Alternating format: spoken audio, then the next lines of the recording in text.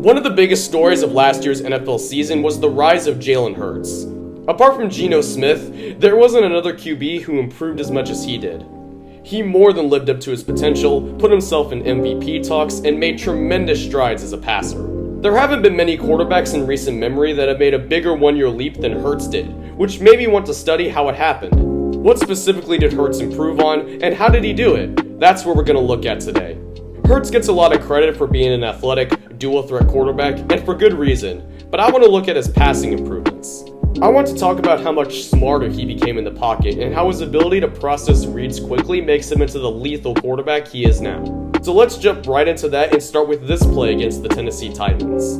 It's 2nd and 15, and the Titans are hovering in a too-high man alignment look with the middle of the field open. Both of these linebackers are squeezed inside, allowing the safety to drop down and potentially cover this tight end, Jake Stahl. This slot cornerback is showing inside leverage, which could mean he's blitzing and dropping this receiver off to the deep safety on the field side.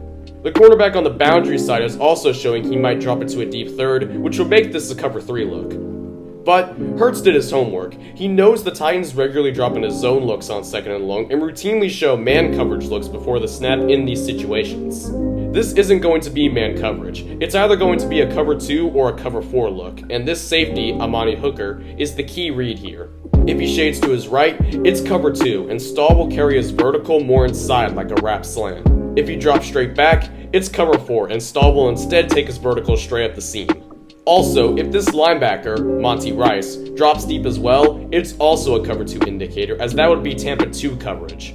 Hurts has to go through all of this in just a few seconds, but he does just that. He makes the key read on the safety, sees Rice drop back into his Tampa 2 zone, and knows he'll have Stahl open in the soft spot around here. It allows Hurts to make this throw as quickly as he does for a huge gain. He does this later in the game with the same route as the Titans show another too-high mofo look. It's 1st and 20, another long yardage situation, and the Titans are once again showing a man coverage alignment. This time, the Titans change things up a little bit and have their linebackers more spaced out and their safety on the boundary side more deep when the play starts. The Eagles are again running 4 verticals, and Hurts has to quickly adjust post-snap based on the Titans' coverage to figure out where these verticals are going to end up. If the safeties drop deep and the linebackers shade out wide, the slot receivers on each side will again carry their routes more inside, especially this tight end. That's exactly what happens, and Hurts is able to realize it quickly and make a great throw to Greg Calcaterra for another huge gain.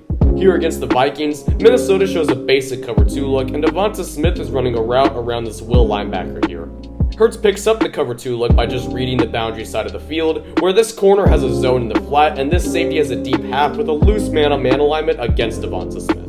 He could take the easy throw with either of these 4 routes on each side of the field, but knows he'll have Smith open once he gets around this defender, and makes the throw with great anticipation and timing. Here, the Packers are running a cover 3 look, and the Eagles are going to run a hook-wrap combo on the boundary side with Dallas Goedert running the hook, and A.J. Brown running the wrap over this linebacker.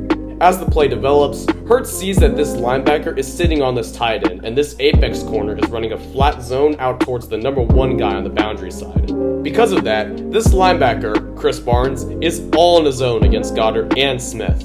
Barnes will drop down to cover Goedert because he's right in front of him, and Hurts knows this because he reads the play extremely well. As soon as Barnes plants his foot, Hurts loads up to target Brown and makes a nice throw in the middle of the field, which results in a 19-yard gain for a first down. Those were just 4 plays, but I can go on and on and on. I can make a whole 20-minute video on plays just like this because Hurts was able to make pre- and post-snap reads very efficiently this season, and it's one of, if not the biggest reason why Hurts improved so much as a passer this season. He became a smarter quarterback, and he and his team reaped the benefits of that over and over this season. Hurts also excelled at throwing passes with great timing and anticipation, and it got better as the season went along. Here on a 3rd and 6 against the Giants, Hurts immediately keys on this 5 route from Devonta Smith on the boundary side and quickly turns to throw before Smith is even out of his break. Then, he places the ball really well for Smith to make the catch against the tight coverage here. Here's a better example from later in the game. It's 3rd and 5, and Hurts is going to key on another 5 route, this time from Quez Watkins on the field side. He stays calm and poised as the defender is barreling towards him, and again anticipates well to make the throw before Watkins is even out of his break. It's right on the money, and takes the defender out of the play so Watkins can shield him away and make the catch for a first down.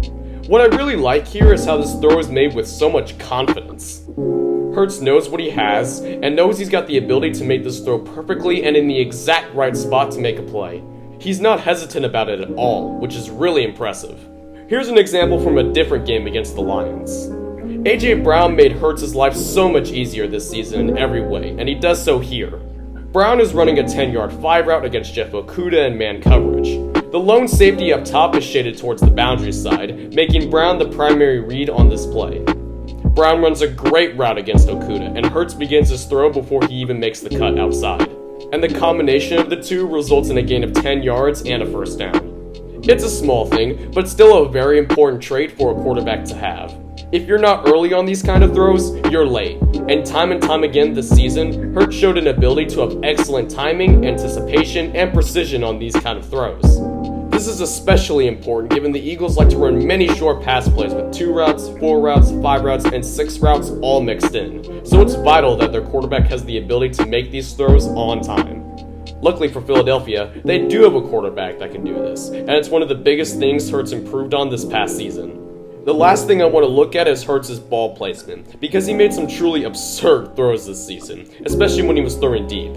And in reality, Hurts has always been really good at throwing the ball deep downfield. He just needed the right receivers in order to bring that talent back into the limelight. Here against the Commanders, this cornerback is lined up with outside leverage in a zone alignment against Devonta Smith. Hurts knows that once Smith makes a cut back towards the inside of the field, he'll be able to beat him with his speed. So, as soon as that happens and the corner has to flip his hips, Hurts is already winding up for the throw. It's a really good ball with a great arc that's able to make it to Smith before this safety arrives to provide help over the top. And Smith is able to high point it and make a fantastic catch. Hurts had several great deep balls against the Steelers, including this one to score the Eagles' first touchdown of the game. AJ Brown is able to stack his defender well to get downfield, and Hurts stays calm under pressure to make a throw towards him. This throw, combined with Brown's route, essentially takes this cornerback out of the play, leaving this safety as the only man who can break up the pass. Hurts trusts that his best receiver will win in coverage, and he does just that. The safety here could have played this a little bit better, but it's still a really good throw from Hurts.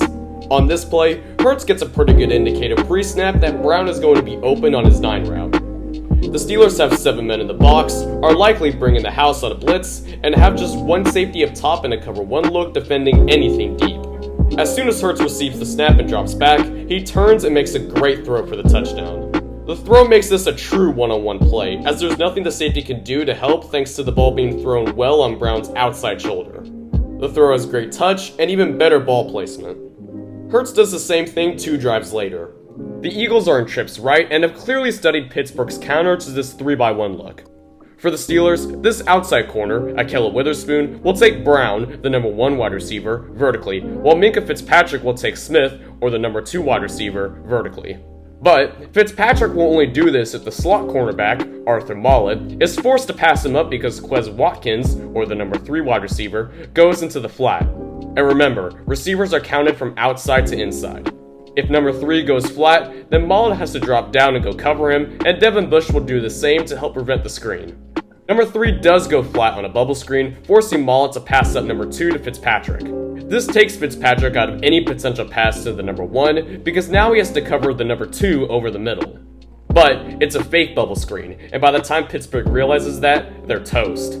Hurts reads it well and fires a great pass over the top to Brown for the score. Once again, great ball placement as well. Hurts' deep throws are also better when he's able to manipulate defenders beforehand, like on this occasion against Washington.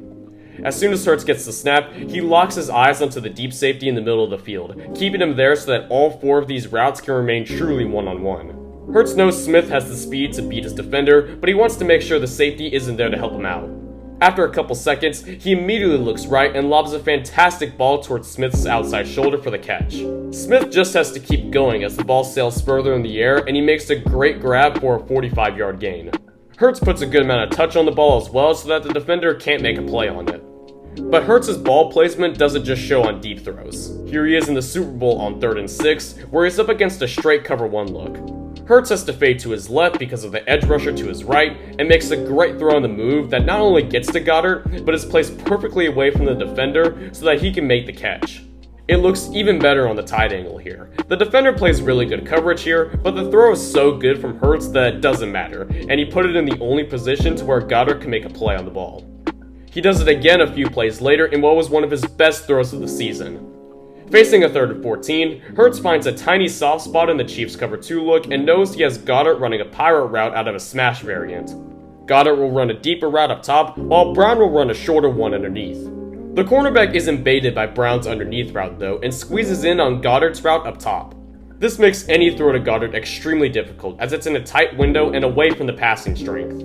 Most quarterbacks wouldn't even attempt this throw, but Hurts does and finds a way to place his ball perfectly in between these two defenders. There's nowhere else Hurts could have thrown this ball, or else it's a turnover or an incompletion.